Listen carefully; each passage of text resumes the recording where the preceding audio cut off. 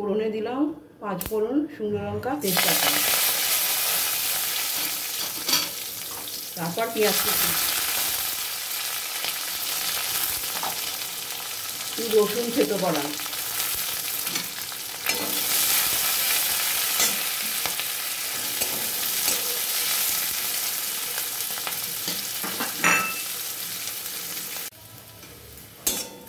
পেঁয়াজগুলো ভাজা ভাজা হয়ে গেছে। এবার দিয়ে দেবো কুচনো আলু,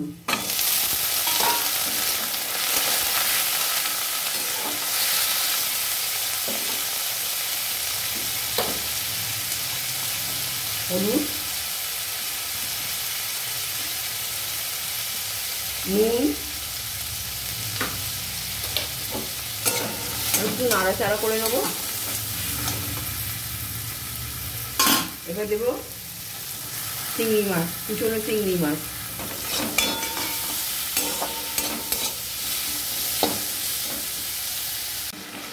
ভাজা ভাজা হয়ে গেছে। এবার লাল শাকগুলো দিয়ে দেবো।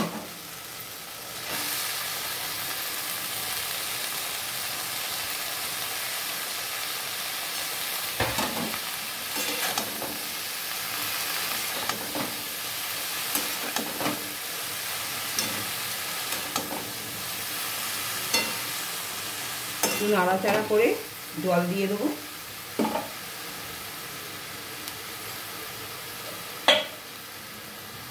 দেখো লাল শাক দিয়ে চিংড়ি মাছের চচ্চড়ি হয়ে গেছে। জলটা শুকিয়ে গেলেই তৈরি হয়ে যাবে। হয়ে গেছে লাল শাক দিয়ে চিংড়ি মাছের চচ্চড়ি। ভিডিওটা যদি ভালো লাগে তবে লাইক, কমেন্ট, সাবস্ক্রাইব করতে ভুলবেন না। পাশে থাকবেন। আবার একটা নতুন রান্না নিয়ে চলে আসবো। টাটা।